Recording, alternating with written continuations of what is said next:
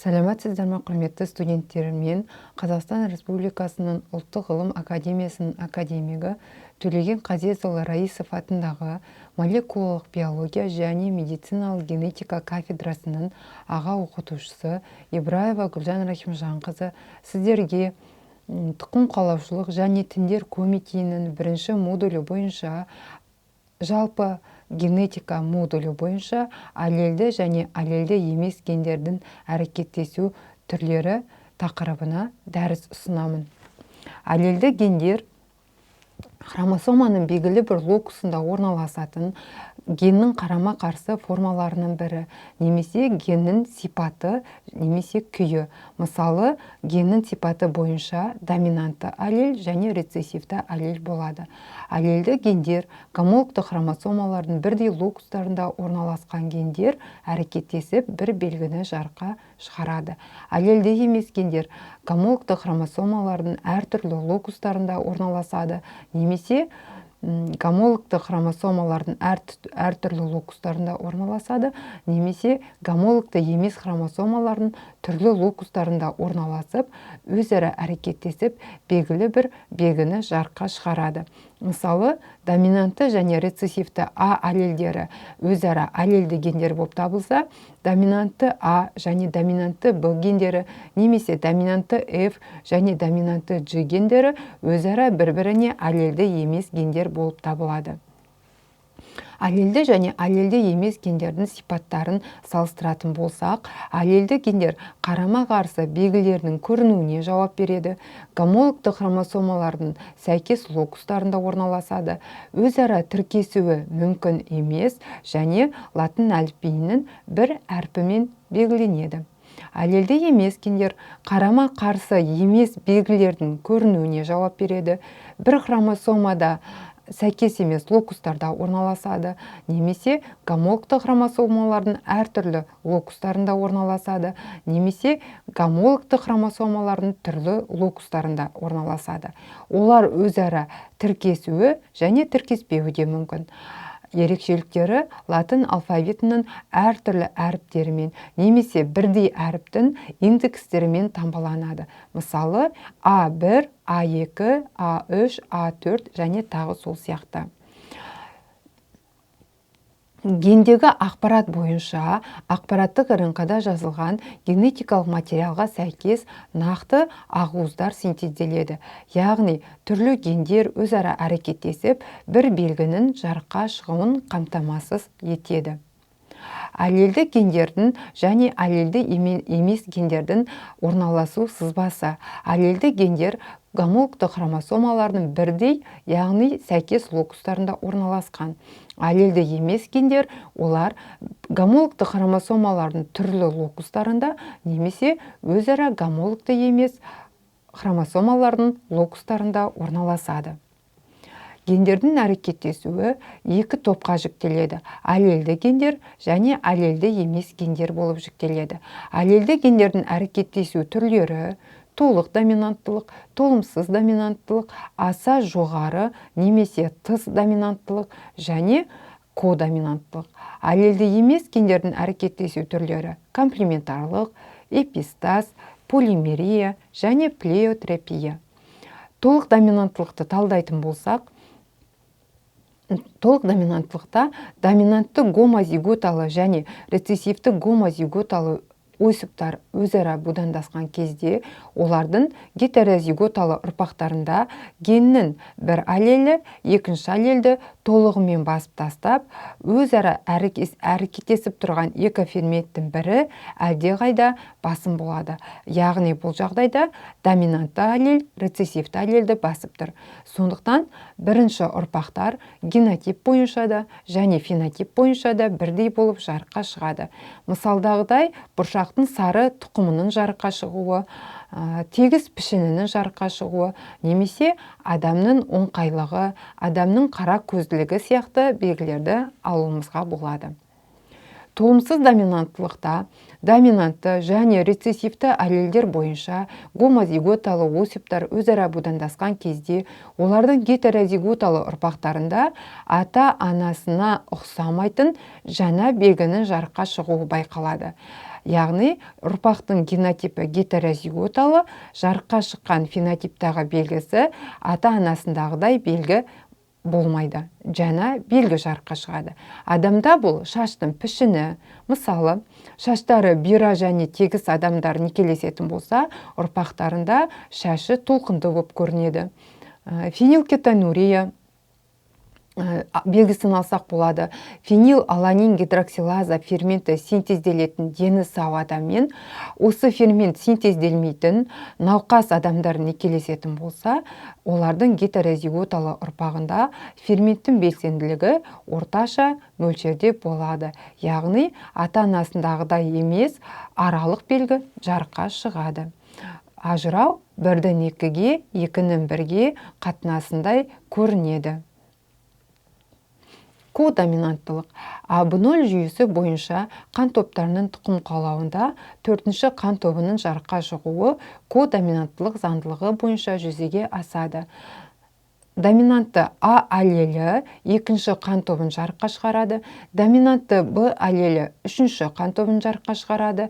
Осындай доминантты аллельдері бар адамдар некелесетін болса, ұрпақтарында 2 доминантты аллельдер қосылып, нәтижесінде 4-ші қан тобы жарыққа шығады. Қан тобын анықтайтын аллельді гендер 9-шы жұп хромосомаларда орналасады. Келесі әрекеттесу түрі аса жоғары доминанттылық. Гетерозиготалылардағы доминантты аллельге қарағанда доминантты аллельдің гомозиготалыларға қарағанда айқын дәрежеде көрінуі аса жоғары доминанттылыққа мысал бола алады. Мысалы, орақ тәрізді жасушалық анемия бойынша гетерозиготалы адамның доминантты гомозиготалы, яғни фенотипі қалыпты адамға қарағанда тропикалық безгек ауруына төзімділігін алсақ болады. Безгек ауруының қоздырғышы бұл қарапайымдылар типінің споралылар класына жататын паразит өкіл безгек плазмодия. Безгекке төзімділікті неден байқаймыз? Гетерозиготалы адамның гемоглобиндары фенотиптік тұрғыдан әртүрлі болады. Олардың жартысы қалыпты, жартысы орақ пішінді. Мұндай адамның организміне қоздырғыш түскен жағдайда безгек плазмодия көбейе алмайды, яғни мұндай гетерозиготалы адам безгекпен ауырмайды. Ал доминантты гомозиготалы адамның эритроциттері қалыпты, безгек массасы шаққан кезде қанға өткен безгек плазмодия қарқынды түрде көбейіп, организмге өзінің уытты заттарын бөледі. Адам безгекпен ауырады. Яғни, бір доминантты аллельдің әсері 2 доминантты аллельге қарағанда басым болып көрінеді. Сондықтан бұны аса жоғары доминанттылық деп атайды.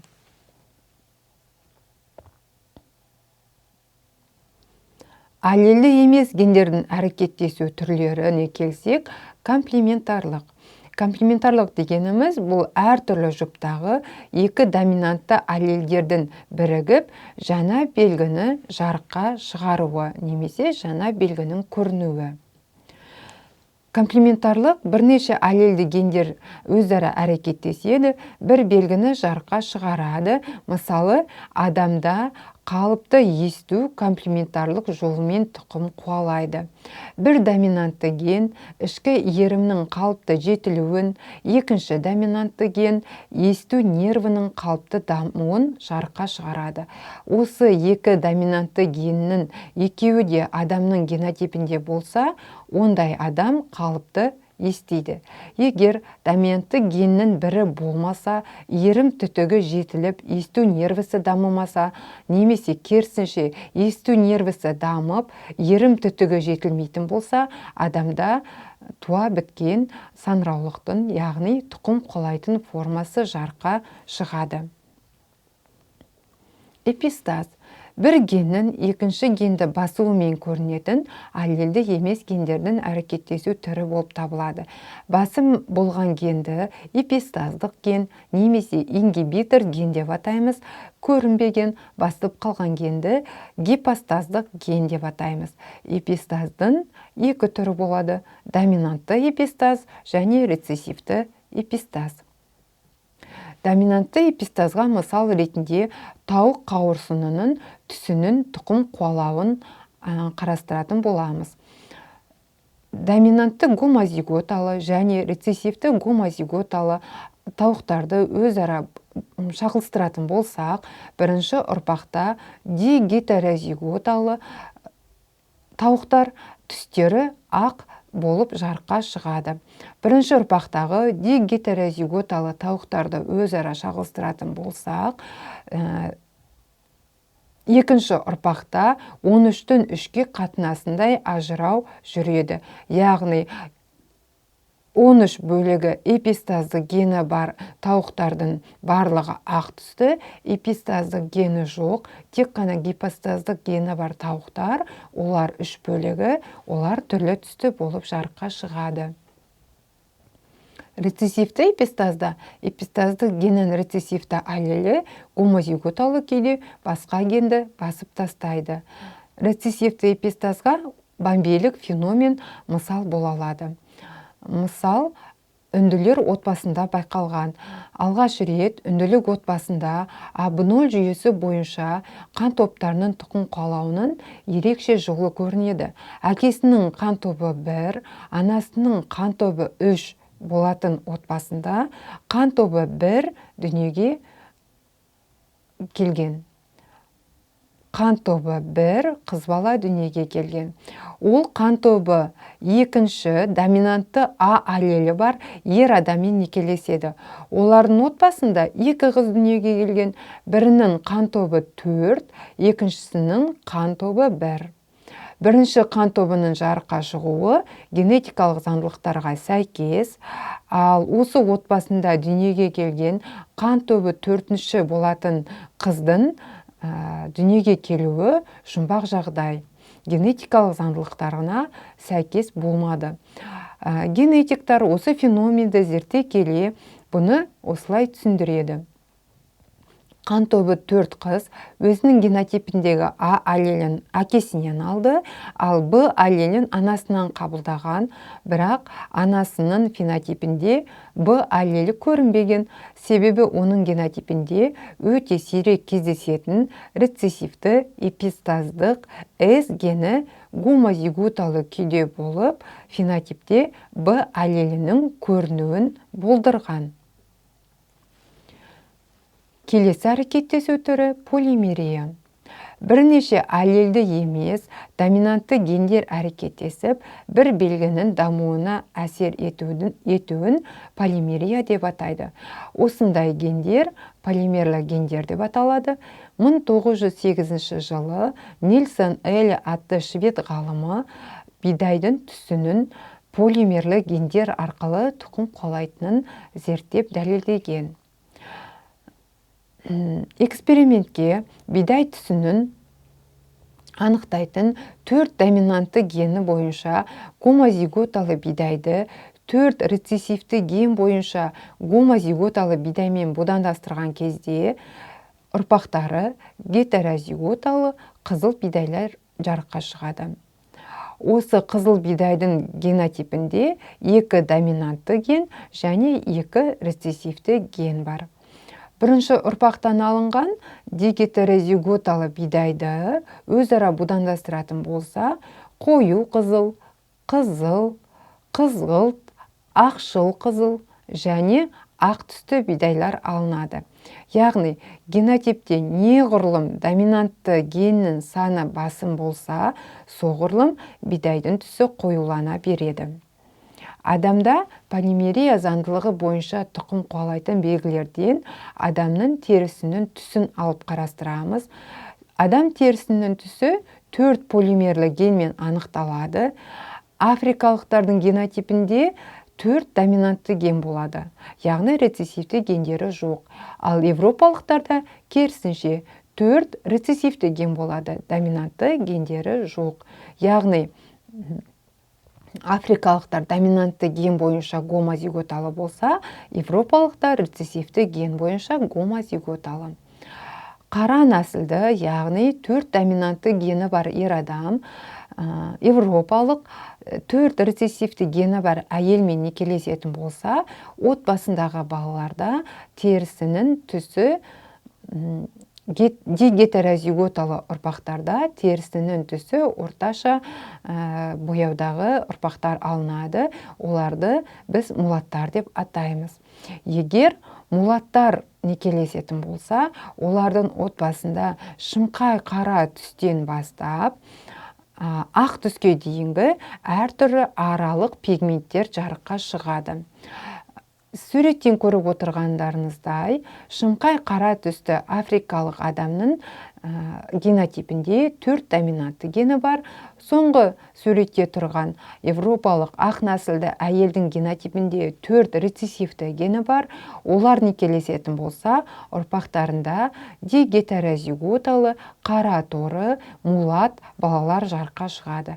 Мулаттар некелескен жағдайда бірінші суреттегі шымқай қара түсті фенотиптен бастап, ақ түсті фенотипке дейінгі әртүрлі пигменттер жарыққа шығады. Келесі әрекеттесу түрі плеотропия. Кейбір гендер тек өз белгілерін ғана емес, оған ілеспелі белгілердің де жарыққа шығуына келеді. Ондай гендерді біз плеотропты гендер деп атаймыз. Бір генге байланысты бірнеше белгілердің дамып көрініс беруіне мысал ретінде Марфан синдромы, орақ тәрізді жасушалық анемия, фенилкетонурия сияқты ауруларды алсақ болады. Марфан синдромы фибрилин 1 гликопротеин синтезін кодтайтын геннің мутациясы салдарынан болатын аутосомды доминантты жолмен тұқым қуалайтын ауру. Марфан синдромы бар адамдарда түтікті сүйектердің тым ұзын болуы, май ұлпасының дамымауы, буындардың гипермайысқақтығы, арахнодактилия белгілері, көру органындағы ақаулар және жүрек қан тамыр жүйесіндегі патологиялар байқалады. Бұл белгілерді жинақтап Марфан триадасы деп атайды. Сонымен сіздер дәріс барысында аллельді және аллельді емес гендер, аллельді және аллельді емес гендердің әрекеттесу түрлері және осы әрекеттесу арқылы адамда тұқым қуалайтын белгілермен таныстыңыздар. Назарларыңызға рахмет, сау болыңыздар.